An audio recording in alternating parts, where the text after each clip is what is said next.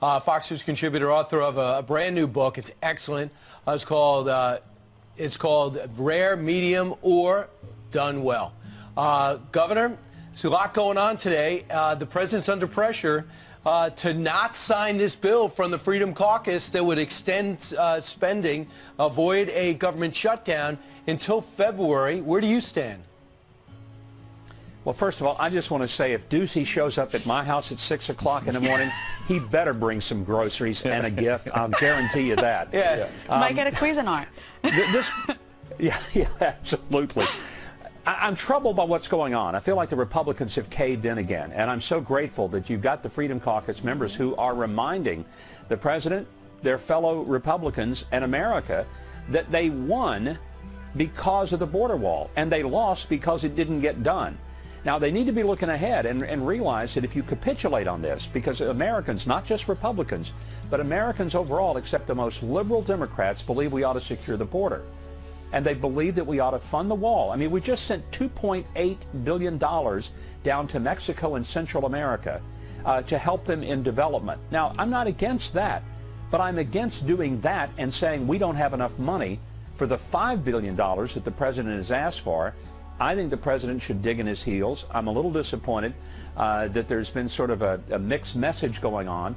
And I think it's time to tell Chuck Schumer and Nancy Pelosi, look, here's the deal. We'll give you DACA, but you're going to give us the wall. And if you don't, the government shuts down. Well, and it's just going to be, tough rocks for everybody. Sure. And, Governor, as you know, it's not the whole government that would shut down, roughly about 25%. Yeah. We did a segment a moment ago. Exactly. Most of the federal government is funded into 2019. So is your advice to the president, veto this stopgap measure, stop the spending week to week, and finally fund the wall?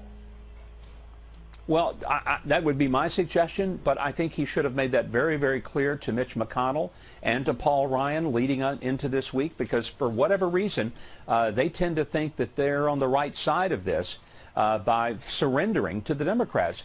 These votes that we have, the majority in the House and Senate, are about to disappear. Mm-hmm. We'll have the Senate, but we will not have the House. And I guarantee you Nancy Pelosi will never schedule that vote on the calendar of the House. It's just not going to happen. So this was our chance, and we've blown it. And unless the president were to veto it, and you're right about the shutdown, they're going to make a lot of fears. Oh, everything's going to, Medicare checks won't go out and Social Security checks, and that's not true. The military is fully funded through all of 2019. So the big things, the things that really matter to most Americans day by day, will be funded. Mm-hmm. But I just think the president's got to look in the mirror and remind himself he ran from the time he came down that escalator on the idea we're going to secure the border. Governor, it wasn't just McConnell that he didn't make it clear to. He just last week was talking about how he wasn't afraid of a shutdown. This is his signature issue. This is what arguably he won on. He's been talking about it, and if they don't do it now, what are they going to wait for? So I don't understand how he survives this personally for his own legacy. People are going to say, this was your key issue. This is what you promised most of all throughout the campaign trail, and they know that some Republicans are going to cave. Republicans have been caving on this issue for years. They elected this guy to do, in particular, this job. So I don't understand what happened here. Did you have any insight as to what happened between last week and this week to make him change course so heavily? Jedediah, I wish I could tell you that I understood it and agreed with it, but I don't understand it and I don't agree with it. I feel like that the president showed such spine when it came to Brett Kavanaugh, and he gave the Republicans in the Senate the courage to stand firm. And as a result, we won. But when it comes to this, for some reason, and I don't get it, it seems like that when we really get down to the lick log, as we say down south, we always cave in and let the Democrats have what they want, and we get nothing. We get a lump of coal, and they get a whole bunch of packages under the tree, and it makes no sense to me. A year ago, the president says, this is the last time I'm signing a bill like this, but in order to fund defense, I had to give in on some spending and take less for border security. This year, there's no excuse, but I was wondering, the Freedom Caucus got up and suddenly found their voice yesterday. Where were they the minute after that Oval Office confrontation? Where were other people rallying to his side like Lindsey Graham did during Brett Kavanaugh? The president couldn't have gotten Kavanaugh across the finish line without staunch Republican support. He didn't get into the 11th hour last night. Well, and I will say this, I think the Freedom Caucus has been consistent on this throughout. I don't think they've ever lost their voice. But boy, last night I saw some of the speeches on the House floor, and they were very clear in reminding all Republicans, this is what we ran on. This is what we promised. And I think the key here is it was a promise. It wasn't just a suggestion that, hey, you know, if we can get around to it, if we can find a way, we might do something about the border. It was a promise. Promise kept is a good re-election. Promise not kept is a really tough thing to get reelected with. And Governor, the big battle on Capitol Hill right there. But let's go to China, where there's another big battle playing out, one with real long-term consequences. They're cracking down on Christians again. And I wonder, you're someone who's spoken out on this. Are we facing kind of a whole new era now of religious persecution? I don't know that it's a whole new era. It's simply the continuation of one that's been there all along. Christians have never had freedom in China. I think so many people, especially on the left, are all worried about Russia. And look, I'm not saying they're good guys, because they're not. Let's be very clear. But they don't pose near the threat to freedom, and especially to religious freedom, that China does. And I'm really happy the president has been tough with China on trade, because we need to be tough with China on human rights. Their policies of everything from religious repression to forced abortion makes them really a very dangerous nation for freedom all across the world. And they've gotten away with it. Nobody wanted to mess with them because too many people were making a lot of money off China, and we've sold our soul in order to make money off cheap things coming from China. And it's time we stand up to them and say, you know, you can't just go brutalize people because they somehow have faith in God, or because they don't believe that you ought to force people into having an abortion. Yeah, it's just human rights have taken a backseat to trade. I think it's get the trade deal first and then focus on domestic issues. I think we've kind of backed off that of late. It's hard to know what really goes on there. Governor Huckabee, thanks so much. Have a great Christmas if I don't see you again. Merry Christmas. Yep. Yule logs to lick logs. Merry Christmas to all of you. Good evening. For a number of weeks now, House and Senate Democrats and Republicans have worked together to put together an appropriations bill to meet the needs of the American people, and now to keep government open.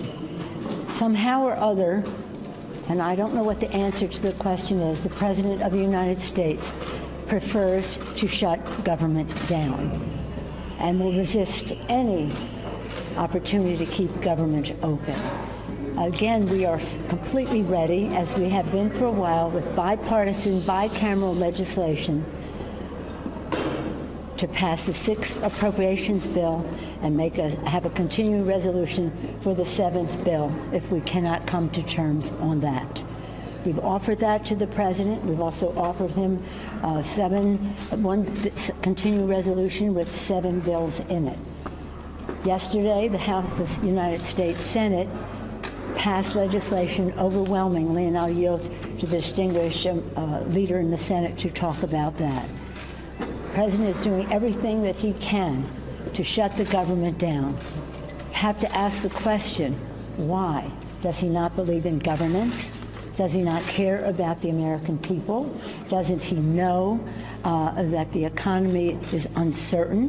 Hasn't he followed the stock market that he likes to brag about? Sometimes. There's something wrong with this picture, especially in the holiday season.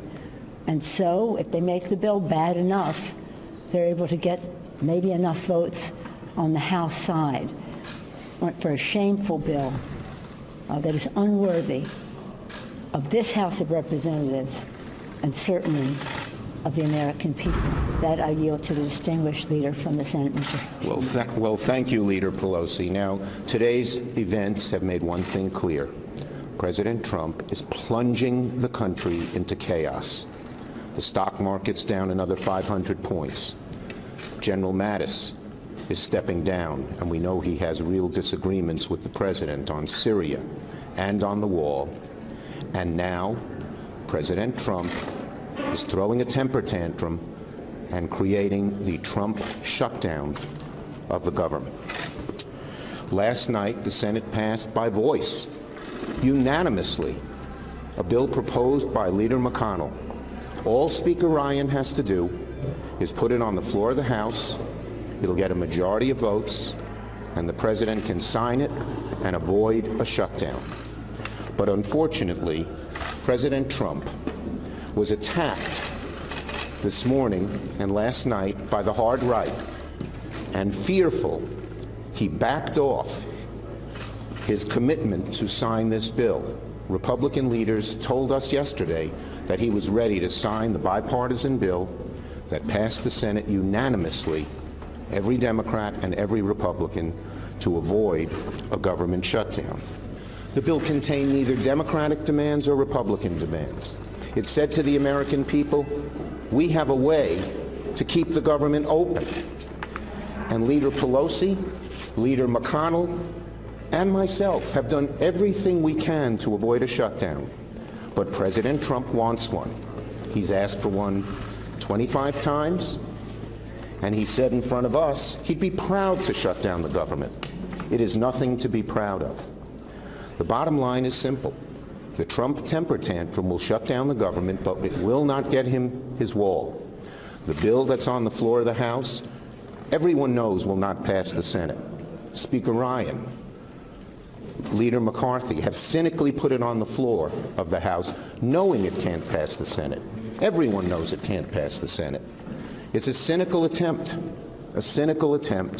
to just hurt innocent people and do just what President Trump wants, even though they probably know it's bad for the country.